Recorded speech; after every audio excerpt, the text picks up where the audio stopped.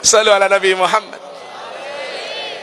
Begitu Bilal bin Rabah sampai di makamnya Rasulullah, dia jongkok di hadapan makam Rasulullah sambil menangis.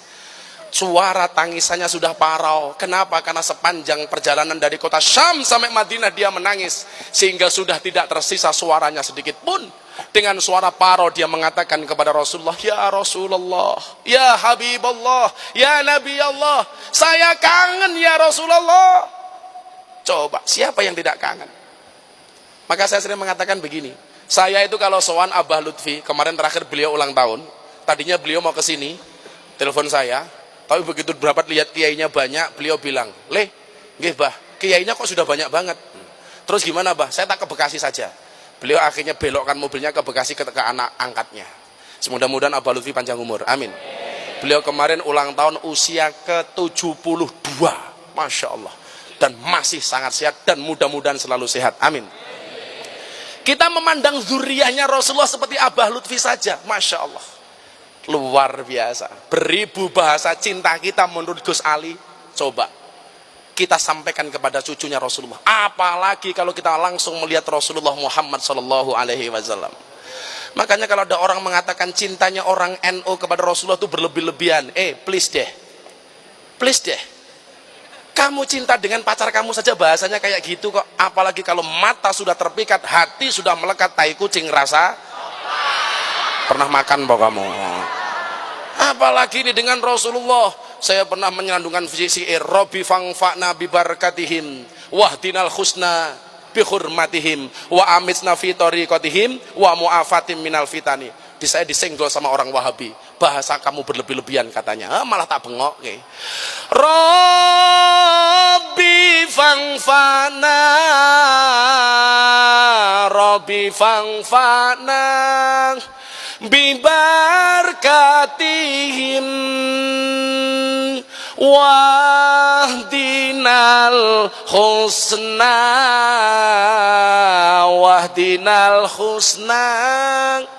bihurmatihim wa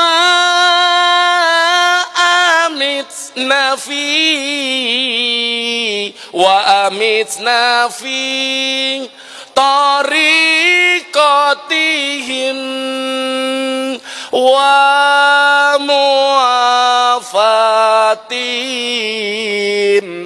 mu'afatim minal fitani. Kalau saya ngaji di hadapan Pak Said harus minimal baca syair, karena menurut beliau salah satu syarat jadi pengurus PBNU harus bisa syair. Maka ya saya memantaskan diri di hadapan Pak Said, itulah kira-kira. Insya Allah besok saya jadi pengurus PBNU, itu kan gak pakai kabel Pak Kiai Said gitu loh. Pak Said tindak, saya bawakan tas kan lumayan. Siapa ngerti amplopnya keliru barang gitu. Kalau ngaji di PBNU jangan ngomong amplop, pasti nggak cair. S2 Gus.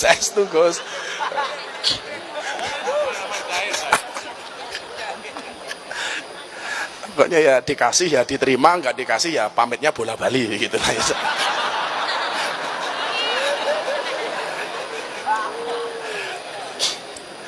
Akhirnya apa yang terjadi?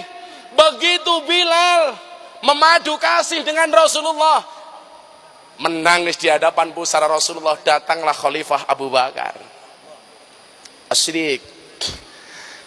Abu Bakar, Bilal kamu pulang. Iya wahai Abu Bakar. Menangislah si Bilal sejadi-jadinya. Ditanya sama Abu Bakar, kenapa kamu menangis wahai Bilal? Saya takut Rasulullah meninggalkanku wahai umat Abu Bakar. Apa jawaban Abu Bakar? Kenapa kamu mengatakan demikian? Dia datang di dalam mimpiku dan dia mengatakan, alangkah kerasnya wahai hatimu wahai Bilal, kenapa engkau tidak mengunjungiku? Dijawab oleh Abu Bakar As-Siddiq, Bilal, Rasulullah tidak akan pernah meninggalkan umatnya yang pernah menumpahkan air matanya. Rasulullah tidak akan pernah meninggalkanmu karena matamu senantiasa basah dengan tangisan karena kerinduanmu kepada Rasulullah. Akhirnya Bilal bin Rabah tersenyum. Datanglah Umar. Begitu ngobrol santai, Abu Bakar bilang, Bilal, mau nggak kamu mengumandangkan adzan untuk kami? Bilal menjawab, saya nggak mau. Saya belum bisa, wahai Abu Bakar. Ketika jawaban ini disampaikan, datanglah dari belakang Bilal bin Rabah, cucunya Rasulullah Muhammad SAW. Sang Hasan memegang tangan kanannya Bilal, si Husain memegang tangan kirinya Bilal. Begitu memegang tangannya, apa dikatakan oleh Hasan? Hei, tukang adzan bapakku datang. Tukang adzan bapakku telah kembali. Dicium oleh Bilal, memandang wajahnya Sayyidina Hasan. Kenapa? Karena wajah yang paling mirip dengan Rasulullah adalah wajahnya Sayyidina Hasan. Dipandang kakinya Sayyidina Husain. Kenapa? Karena kakinya Sayyidina Husain sangat mirip dengan kakinya Rasulullah. Rangkul sama Bilal, kemudian menangis. Saat itulah Hasan mengatakan, wahai Bilal, mau nggak engkau adzan untuk kami? Mendengar permintaan, perintah dari cucu Rasulullah, Bilal tidak bisa menolak. Karena takut kalau menolak permintaan cucunya Rasulullah, dia akan ditinggalkan oleh Rasulullah. Maka dengan langkah gontai, Bilal bin Rabah naik ke menara masjid. Pelan-pelan dia naik, terbayang memori dengan Rasulullah. Dia terbayang ketika tangannya dipegang oleh Rasulullah, kemudian diantarkan ke menara itu. Bilal mulai menangis. Setiap dia naik ke anak tangga, kembali matanya menetes dengan deras, sampai akhirnya naik ke menara masjid. Kalimat pertama dia kumandangkan, Allahu Akbar, Allahu Akbar. Bilal masih mampu untuk melafadzkannya. Kalimat berikutnya,